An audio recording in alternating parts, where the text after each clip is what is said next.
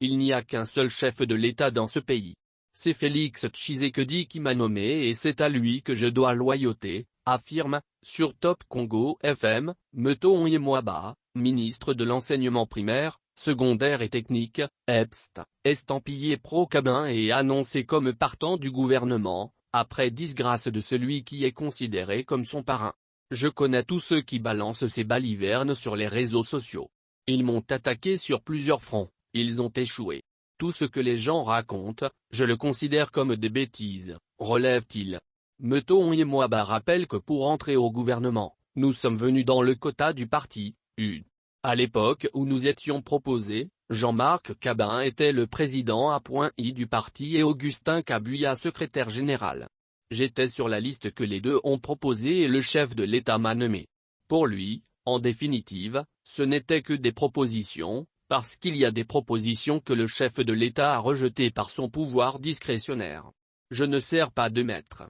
Nous allons nous plier à l'autorité de celui qui est à la tête du parti. À l'UD, j'avais adhéré individuellement. Le statut de lutte ne permet pas l'adhésion en masse. C'est une adhésion individuelle, c'est ma seule responsabilité. Heureusement pour moi, l'actuel chef de l'État, alors président du parti, connaît bien l'histoire de mon entrée à l'UD. Le président Félix Tshisekedi me connaît mieux. Raison pour laquelle je suis concentré à l'accompagner à réussir cette réforme en toute loyauté. Les gens confondent beaucoup de choses.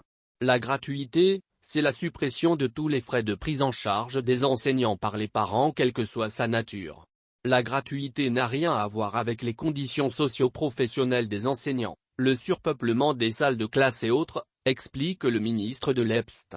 Si dans un coin, suite à l'inefficacité d'un opérateur, la paix n'est pas effective dans quelques territoires isolés, ce n'est pas la gratuité. Les effets induits de la gratuité sont connus dans le surpeuplement des salles de classe. Près de 5 millions d'enfants ont rejoint le parcours scolaire. Amélioration des conditions socio-professionnelles. Les conditions socio-professionnelles des enseignants sont en train d'être améliorées. Nous avons, pour les frais de fonctionnement, quitté de 45 000 à plus de 2 millions. L'enseignant va passer de 168 000 francs à 411 000 francs. Nous sommes en train d'évoluer, au contraire.